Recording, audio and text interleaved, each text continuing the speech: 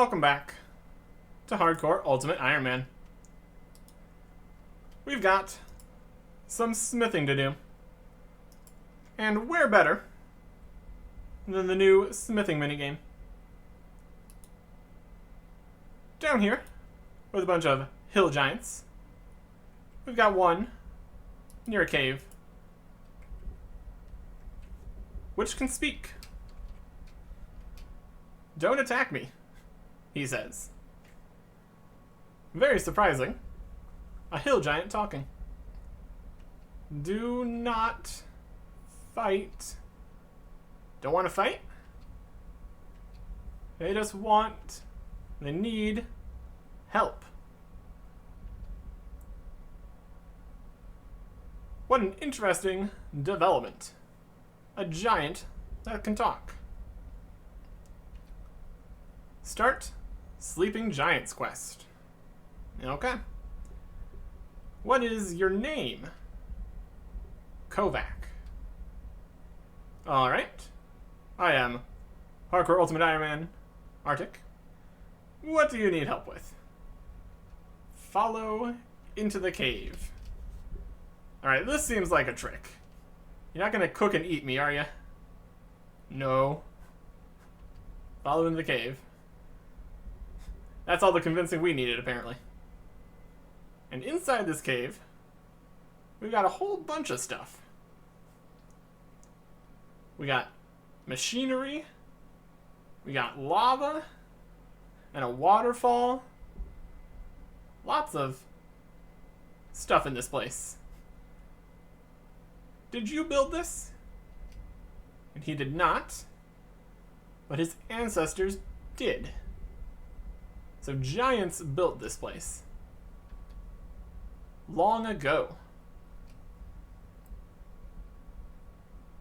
That doesn't seem like something giants would do, from what we've seen. But they used to be different. And now, they're not. I don't really understand. He shows us all the tools around here, and he wants us to help fix it. I can do that at least. But you're going to need to explain what this place is for.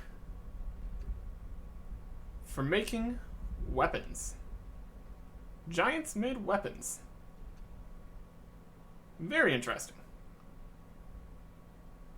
But why do you want to make weapons now? Most giants these days already have weapons. He wants to make the giants remember their past. And that they're not just brutes and killers. Kovac wants for them to remember. If I had not seen this place myself, I would not have believed him. But since we're here, we can help out. First thing we need to do is fix the tools. We've got a broken polishing wheel. Looks like a wheel to me. And it is for polishing. Makes things shiny. It's got a soft edge that we need to repair. We can do that. Not my finest work, but looks functional at least. So we would use the polishing wheel to polish the swords to create the perfect edge. Very good. Now we can move on to the next thing.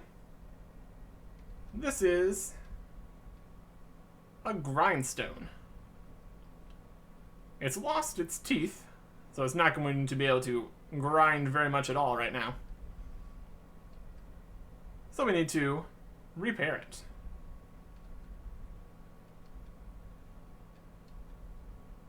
fix this up.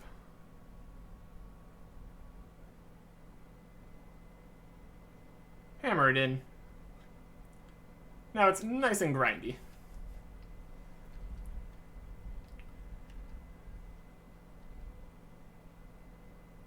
Kovac is beginning to understand and remember things here.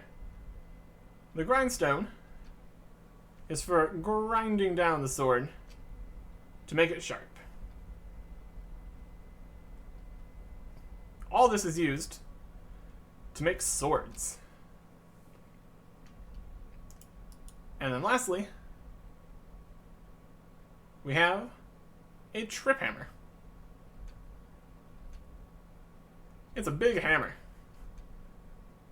for hitting things. Fantastic.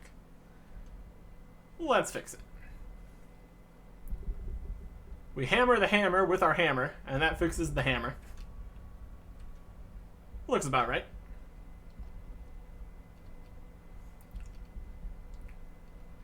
He's figured it out. It's powered by the water over here.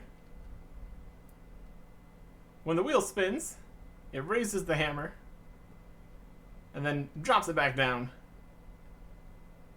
to shape the sword. Water-powered smithing. Very good. So that's everything repaired as best as we can. So now, Kovac is really getting better at his speech here. All the practice he's getting talking to us here. It's the actual saying of the things that's the difficult part for him. We'll figure it out though. And now, we can make a sword. Sounds exciting. Move around some things, and we can get started. Here's other people, also making swords. Alright, I am ready. Everything looks to be in order. What do we need to make a sword anyways? First, we need a commission. Kovac has all the commissions. And he's already gotten one from an old friend. We need to make a flat, broad sword. How do we do that? First, we need to fill the big stone bucket over here, crucible. Fill that up with metal. He's been collecting metals in this crate over here. We can use bars and weapons and armor. Just chuck it all in there. Put stuff in there until it's full. And he will think about what we need to do next. Over at this crate here, we rummage through. It's full of stuff, but we need 20 inventory spaces. And now we can take everything here. We got bars, we got battle axes, long swords, plate bodies, in iron and bronze. Chuck in all the bronze bars, chuck in all the iron bars, all the battle axes, and some long swords, and a plate body, and another plate body. Looks full. But we shouldn't pour it yet, since we have nothing in the jig here. Crucible is full. So next, we need to set up a mold. We'll determine what kind of sword we are making. We need a flat, broad sword. It's made of 3 parts: a fort, a blade, and a tip. we can select a piece, each of those, trying to suit the commission as best as possible. So set up the jig here. We want a flat broadsword. So this one here is flat and broad, and the most flat and the most broad of any of our available molds. So we'll go with that one. This one is the only one with flatness and broadness, so that's good. And of these, we're looking for some more flat. We already have a good amount of broad. So we'll go with that one. Looks pretty solid. And I think we are ready. Everything looks good. So now we just need to pour. And then we can start to work on the blade. So pour the crucible right in there. Goes all the way to sword there. We need our hands free. Pour the bucket of water on it. And now we are holding this colossal sword. I've got this huge burning hot sword. What now? The fun part. We need to use the tools around the foundry to refine the sword. Starting with the hammer. We have this whole display up here showing what we need to do to complete it. First, on the completion bar, is the hammer. And then we have the grindstone and the polishing wheel. We need to be careful. Make sure the heat is in the correct range. If we use the wrong tool, we will damage the sword, decreasing its maximum quality. Low quality sword is bad. If we damage it too much, we'll just completely ruin it, and we'll have to throw it away entirely. So let's try not doing that. And each tool has the temperature range that it works in, and damage cannot be repaired. We can change the temperature by dunking it in the lava or holding it in the waterfall. So here we go. Starting with the trip hammer. The sword is already cooling down, and as we hammer it, the temperature is continually decreasing. So what we need to be careful is to make sure that we don't get into the next bar. Like right here. Very soon, the sword will be too cold to use at the trip hammer. So what we need to do is dunk it in the lava to warm it up.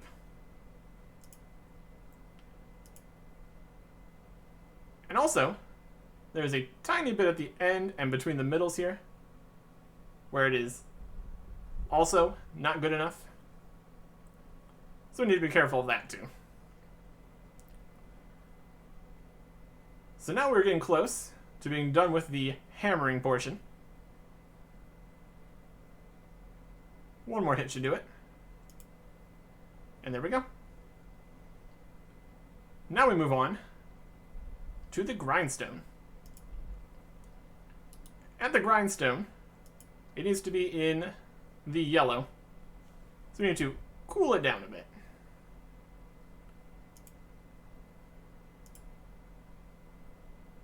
And then at the grindstone, it heats up while we do it.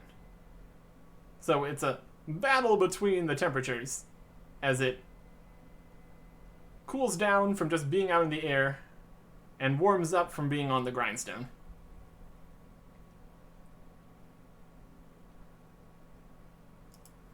Make sure we don't go too far. Now we quench again. Get this temperature back down a bit. There is slow change and fast change for both temperatures, so we can get it exactly where we want it to be.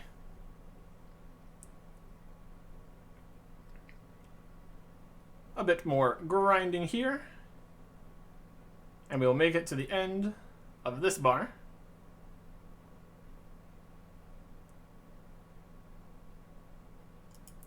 And now we need to polish.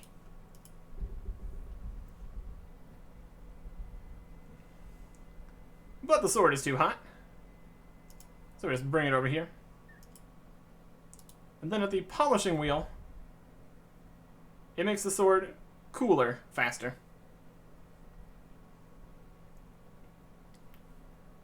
So we just need to make sure the temperature doesn't fall all the way to the bottom.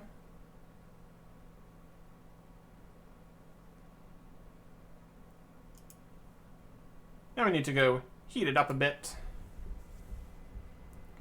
Still in the green zone, though.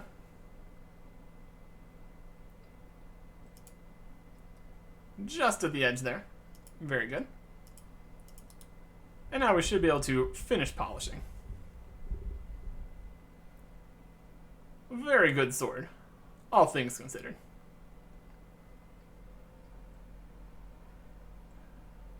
Be careful that we don't overdo anything.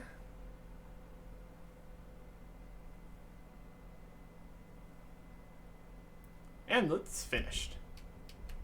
Perfectly executed. One finished sword. Here you go. Pass it over to him. He looks at it. And it is definitely a sword. Well done. And now, he takes the sword and gives it to his friend, Obor. Interesting. Obor will be able to show the other giants how good the swords from here are. And pretty soon, all the giants will want one. Very clever marketing plan.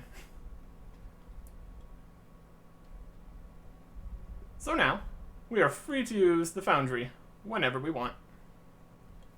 1 quest point, 6,000 smithing experience, and access to the foundry.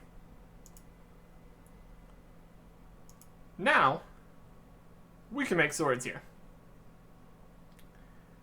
But we're going to need supplies. And getting the supplies also uses space in the inventory, of course. So I'm going to have to consider how I'm getting to places in order to have enough inventory space here.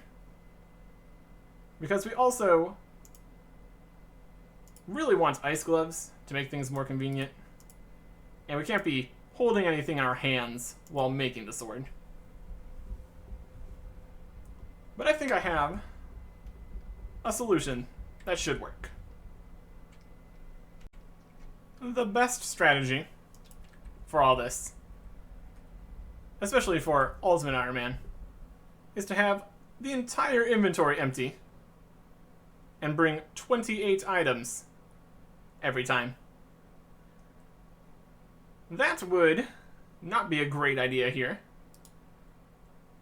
because if we got rid of everything in our inventory and looting bag, we wouldn't have such hits as the magic shortbow, the dragon square shield, the dragon scimitar, the Iban staff. So I'm going to be going for a 21 space system. In order to do that, we are destroying the lunar staff. We can easily buy that back. That is not an issue whatsoever. And we're going to put the fire battle staff and dragon scimitar in the looting bag. With this, we have teleports to house. And also teleports to Lumbridge, which aren't as useful.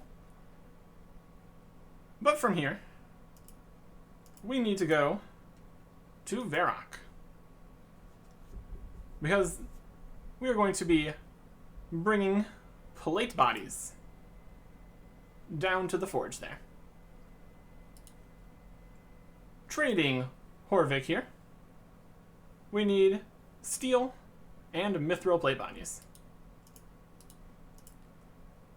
Much like for the quest sword, which was a alloy of bronze and iron, we are going to be using an alloy of steel and mithril. Not one-to-one, though. The way this whole thing works is very convoluted. And this world is overstocked on steel plate bodies, so we can't actually buy one. This is going to involve a lot of world hopping, unfortunately. Instead of doing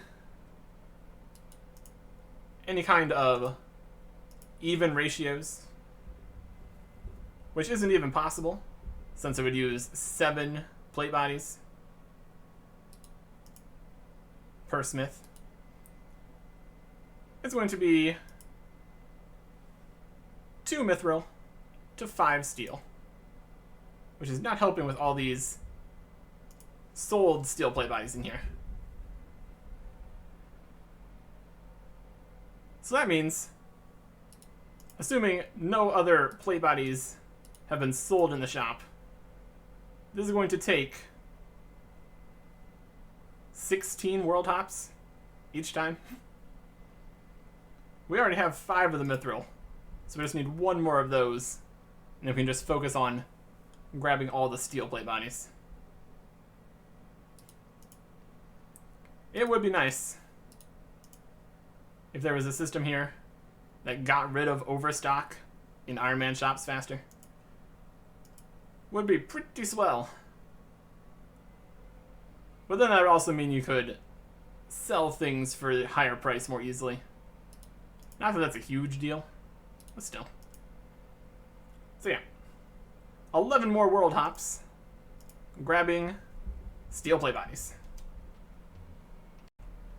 Store that sells a whole bunch of plate bodies when? 21 plate bodies in the inventory. We can head back to the Giant's Foundry with a minigames teleport. Can only do this once every 20 minutes. So depending on how long it takes us to make 3 swords and then come buy more plate bodies, that is when we might need to teleport to the house, take the glory to Al-Kharid, run over here. Let's see.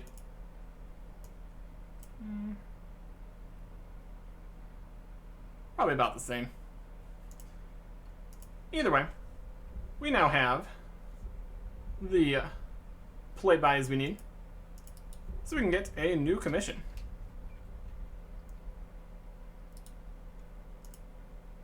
We want a heavy spiked sword. Okay. Fill up the crucible with X, 2 mithril, and then fill up with all the steel.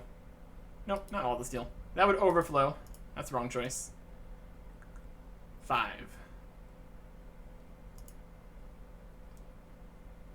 And that fills it up perfectly. Let's see what our sword is going to look like this time. We want a heavy spiked sword. The saw tip is obviously the right choice. Very heavy and very spiked. The serrated is also good. And for the blade, we got 8 heavy, 8 heavy, 4 heavy, 4 spiked. They're all fine.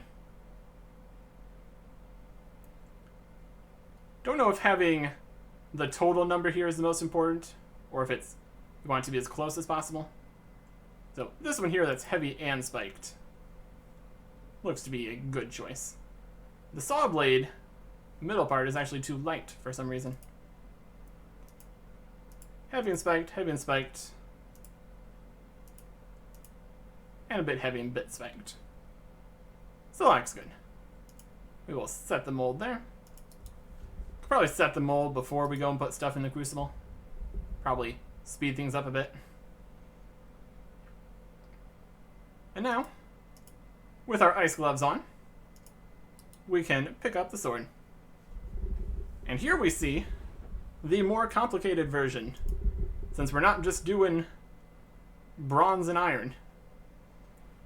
We need to do multiple things. The bars are smaller in both ways, but we're still starting at the trip hammer. It's in the good zone, so we hammer away. Bonk.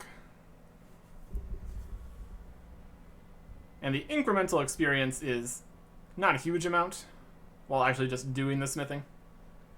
It is the end bit that really counts for a lot. So we're still not going to be able to do the entire section in one heating. I'm going to dunk it a little bit to get a good amount of heat here. At least enough to get it to the next point. And now we get it to finish with the hammer part. Clicked away too soon, of course we did. And there we go. Now it needs to be in the yellow. And specifically in the lower section of the yellow. To get to the grindstone. Just barely on the edge there, but we made it. You also have to account for the sword cooling down naturally.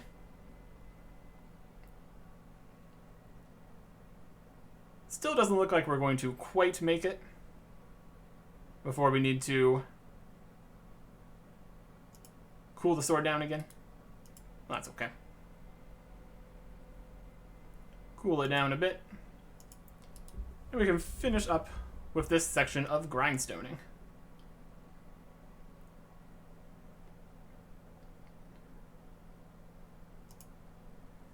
Now we need polishing. So we need to get this down into the green. Down, down, down. And polish. Ah, it's going the wrong way. Need to heat it up. Needs to be at the upper side of the green. So heat it up in the lava. Right on the edge there. Perfect. Do some polishing. Not going to get enough polishing out of one heating. So we're going to need to go and get it back to the upper green again.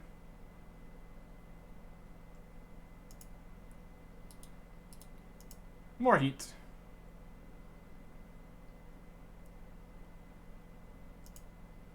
Now this time it's slightly too much. Probably could have gone with a slower heating for the last tick there. But now we should be good to finish up the polishing section.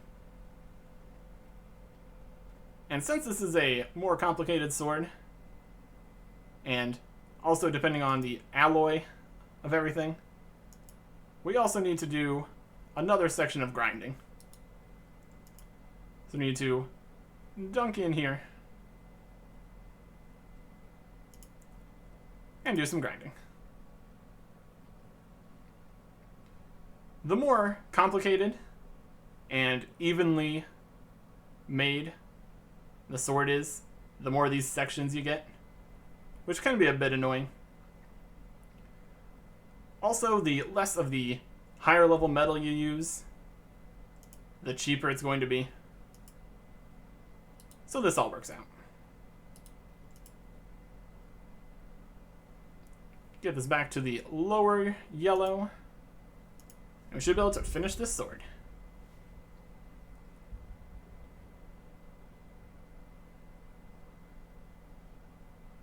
Finishing the grinding. And we're done. 1 Mithril Steel Alloy Sword for 7,980 experience. Quality 95. And that the quality also, max quality is also dependent on what you use. We also got paid 15,960 coins, which will at least partially offset the costs. So then we take another sword. That's 53 smithing. We can make mithril medium helmets, mithril crossbow bolts, Jason supply plate bodies 1. Sure. And then we just do the whole process again and again. And then we go back to Varrock, we buy more plate bodies, etc. Very cheap and decent experience smithing training. Last sword of the first inventory turned in. I'll get another commission, but I'm going to immediately leave here. That is 54 smithing. Mithril short swords, dark tips, and nails.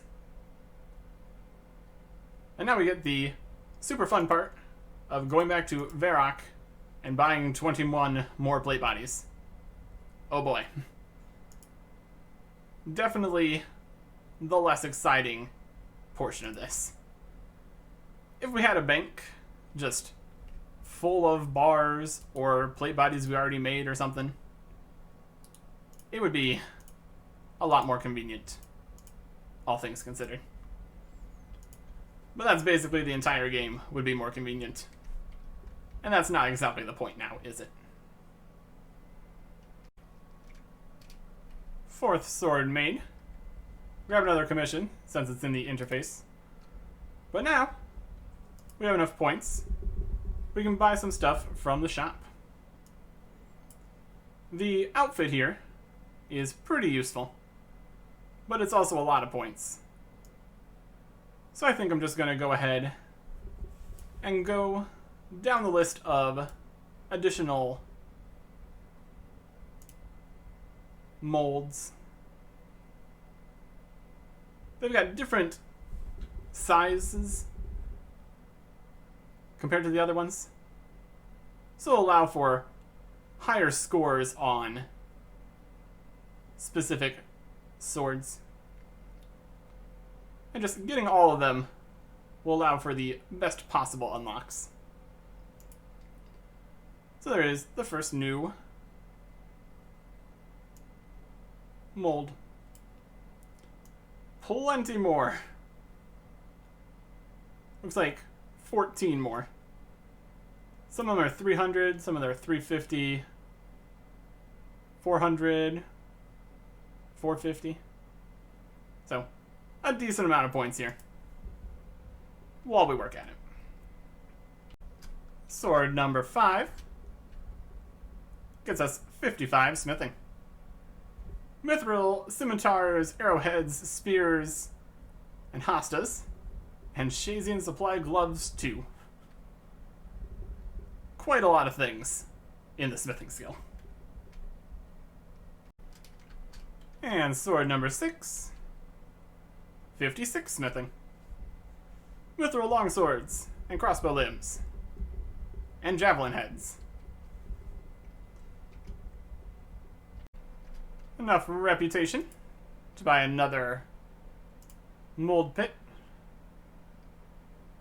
Just a bit more here.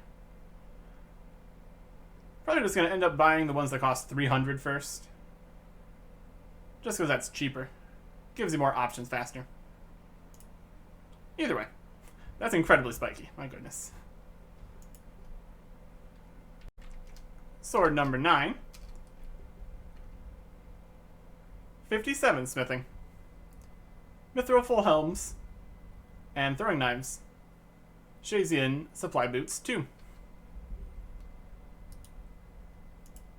And we are just short of being able to buy another bit here. It seems to average around 100, like high 90s to 100 per sword. Just depends on how good of a mold we can get put together. It's working though. It's definitely working. Another 300 point mold here. Unlocked. How many more 300 pointers are there anyways? There's 1, 2, 3. Yes, 3 more. We're down to 12 molds. Alright. Sword number 11. Level 58. Smithing. Mithril square shields. And nothing else. Okay. Here's something of note. The more expensive pieces here have a higher smithing level requirement. The 300s seem to be in the 50 range. Here's 350 at 60, 450 at level 81, 80, 79. So there's a lot of these we can't even buy. So I guess we'll just get what we can. Another 300 pointer. Sword number 14 for 59 smithing. Mithril warhammers and grapples. Shazian supply helms 2. That mithril grapple is going to be coming in a little bit here. But I still want to get one more level.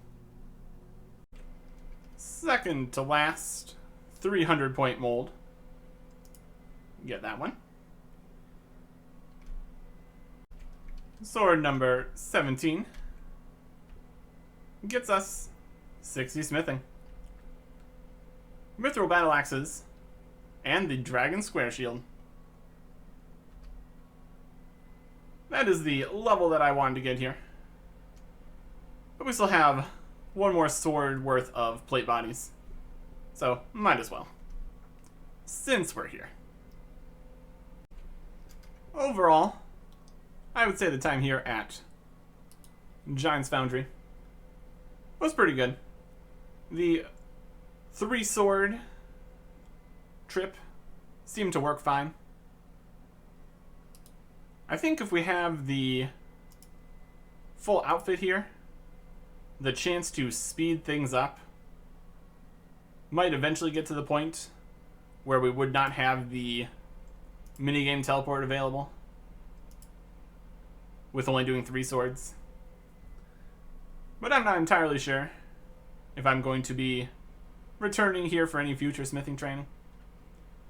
Because with level 60, we unlock something pretty good. Over here, at the blast furnace, things will be different now. Previously, every time we wanted to smelt up an inventory or 3 of bars, we would end up needing to pay the blast furnace foreman. And that would only last for 10 minutes or until we world hopped 1 time. But now, with level 60, there is no longer that fee. So now, if we ever want to use the blast furnace, it's going to be a much smoother experience. Just need to put some coins in the coffer for when we are hopping to the blast furnace worlds. And we can just put everything we want on the conveyor belt. Not have to run back and forth, paying extra every time. Also, That is a hard task in the Fremnik area. To talk to that guy with level 60 smithing. And we can also go in here to the anvils. What that means, in total, is that we can make plate bodies here. Trading,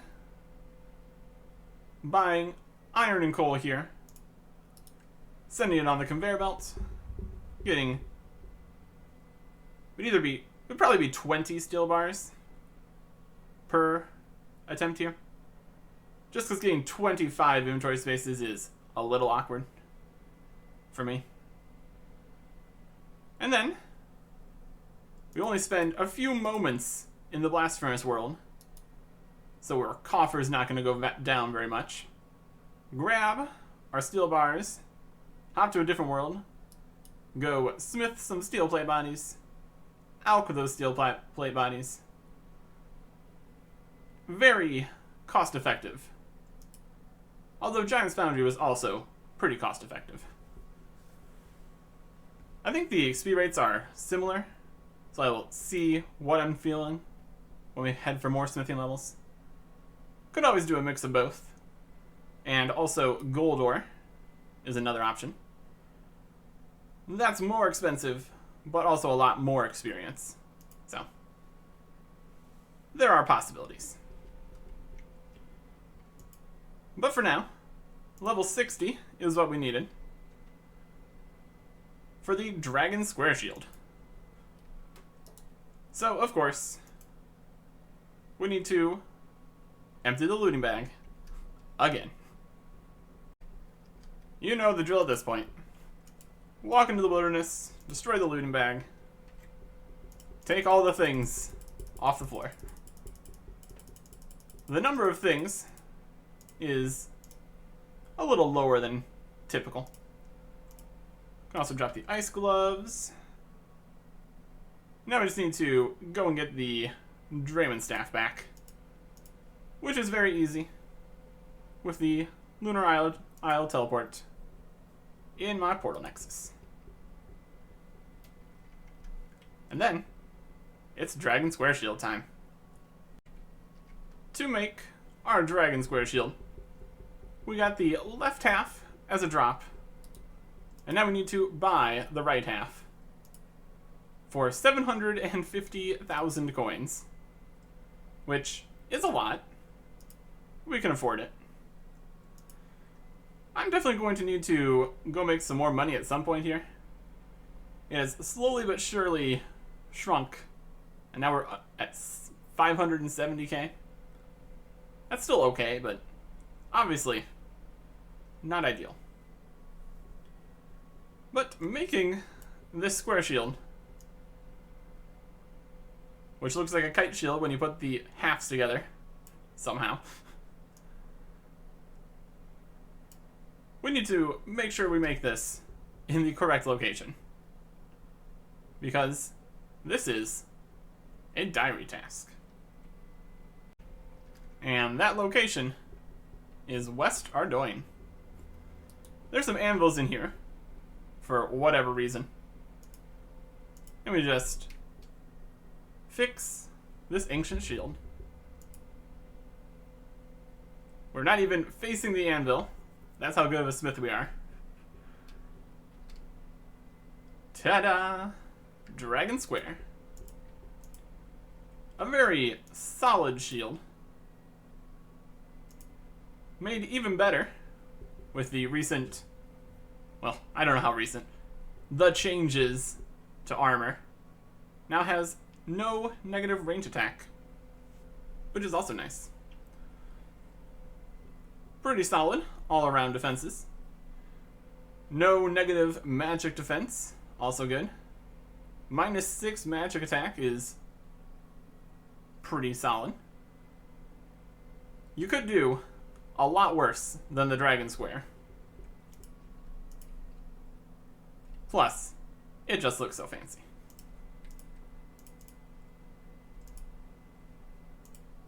But with this smithing level, there is one more thing that we can now easily do. And that is Mithril Grapples. No longer are we going to need to go fight some barbarian spirits for a rare drop. We can literally just go make one. And we have a very good spot to shoot a grapple. Making the Mithril Grapple obviously requires Mithril bars. So I came over here to the blast furnace and put some ores on the conveyor belt, hopped to a blast furnace world, and I can just take the bars. I've paid nothing in the coffer. So apparently, not only do we not need to pay every 10 minutes or every world hop, we don't need to pay at all. I guess if we wanted to stay on one world for a little bit, well, specifically the blast furnace world, we would need to. But why do that? We can just get this all for free. Okay, sure. And we can just go in here and do our smithing. I'm going to need a mithril grapple tip. Just one. And some mithril bolts. Also going to need a feather, a rope, and a crossbow to get this all tied together. Unlike other grapple shortcuts, where you can just keep grappling across, except for the chance to break the grapple, here at the observatory, we fire the grapple up these rocks.